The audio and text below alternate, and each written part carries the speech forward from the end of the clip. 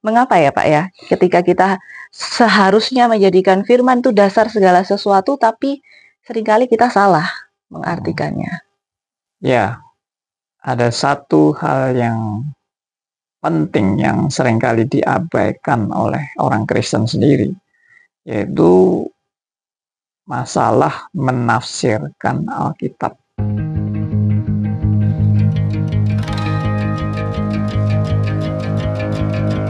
Salam jumpa pendengar semuanya. Kali ini kita masih dalam Radio Beda, bertumbuh dalam anugerah. Dan kita ada dalam program baru kita yang berjudul Back to the Bible. Membuat kita semua kembali dan selalu kembali mengaitkan segala hal dalam kehidupan dan permasalahannya dengan kembali ke Alkitab. Pembicara kita kali ini Bapak Pendeta Andi Halim. Salam jumpa Pak Andi. Salam jumpa.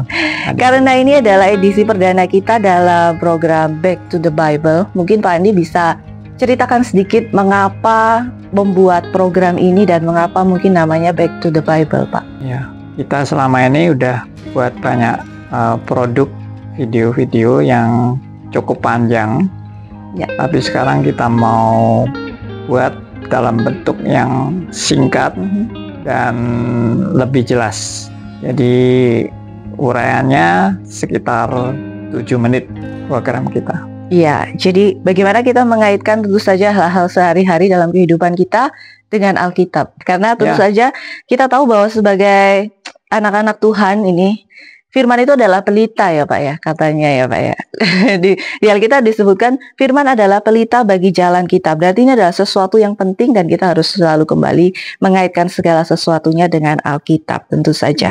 Nah Pak, ketika kita belajar firman, ini adalah hal yang tidak mudah untuk kita. Karena di dalamnya banyak sekali perumpamaan, banyak kiasan, terus banyak yang tidak relate dengan keadaan kita di masa ini. Karena tentu saja masanya jauh berbeda ya Pak ya. Dan itu seringkali membuat kita kesulitan dan mengarah pada kesalahan ketika kita memahami sebuah ayat-ayat di Alkitab.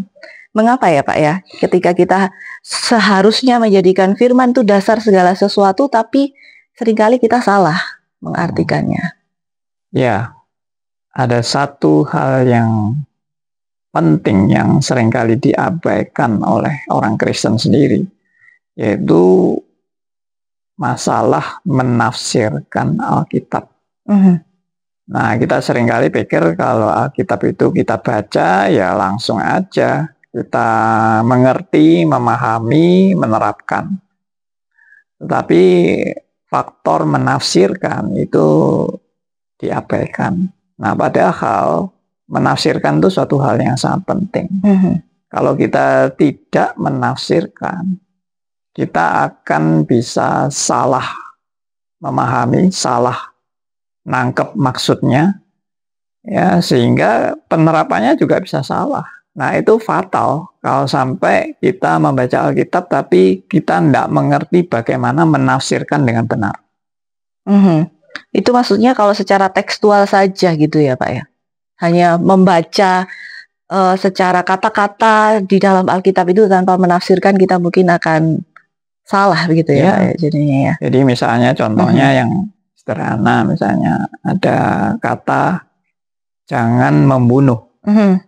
Itu kan sebenarnya singkat, jelas, tidak boleh membunuh. Tapi kalau berhenti sampai di situ aja, kita bisa melanjutkan dengan bertanya yang lebih terperinci. Misalnya, jangan membunuh apa?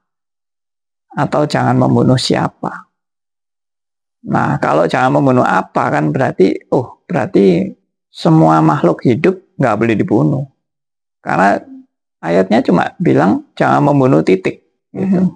Nah, ini pun berarti harus kita menafsirkannya. Kalau nggak menafsirkan, nanti bisa macam-macam pengertiannya. Oh, berarti orang Kristen ini tidak boleh membunuh binatang, misalnya begitu. Lalu nggak mau makan binatang, misalnya. Dan ada juga pertanyaan lain, misalnya, kalau perang bagaimana? Boleh nggak kita membunuh kalau perang? Karena perintahnya jangan membunuh. Jadi kalau kita jadi prajurit bagaimana? Kalau disuruh perang, ya nggak usah bunuh ya. Nah, apa yang terjadi? Iya. Gitu. Ya ini contoh. Jadi dari jangan membunuh aja kita sudah perlu menafsirkan.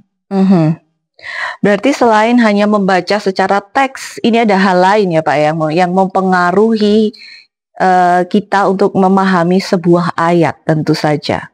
Kita apa saja hal yang harus dipertimbangkan Pak selain hanya tadi jangan membunuh gitu. Terus bagaimana lantas kita memahaminya jangan membunuh ini? Nah, makanya menafsirkan itu penting. Jadi kita harus mengerti dulu maksud Alkitab jangan membunuh itu apa. Kita harus mengerti konteksnya. Ya, jangan hanya memahami teks, tapi juga konteks. Ya. Konteks itu juga berkaitan dengan budaya, ya, atau dengan kondisi waktu itu. Nah, kita ini sudah istilahnya waktunya itu sudah sekitar 3.500 tahun yang lalu ya, di penulisan Alkitab yang sejak zaman Musa itu. Zaman 3.500 tahun yang lalu dengan zaman sekarang itu kan berbeda sama sekali kondisinya. Nah, kalau kita nggak paham itu, ya kita juga akan salah menafsirkan. Makanya harus belajar sejarah juga, harus belajar latar belakang Alkitab, ya, situasi dan kondisi, dan seterusnya. Ya, ini adalah sesuatu yang menarik. Mungkin kita setelah mendengar semua ini jadi berpikir, berarti karena itu sudah ditulis ribuan tahun yang lalu, apakah masih relevan dengan kehidupan kita yang sekarang? Bagaimana relevansinya? Bagaimana kita bisa menarik sejarah yang masa lalu itu dan mengaitkannya dengan kehidupan kita saat ini? Itu yang paling penting, sehingga Pak Andi tadi mengatakan selain tekstual kita juga harus mengambil secara kontekstual ya Pak ya. Dan masih ada hal-hal lain mungkin. Nah ini yang menarik, jadi pendengar semuanya jangan lewatkan program Back to the Bible yang selanjutnya bersama dengan Pendeta Andi Halim, karena kita masih akan membahas bagaimana kaitan kehidupan sehari-hari dan kebenarannya menurut firman Tuhan. Sampai jumpa.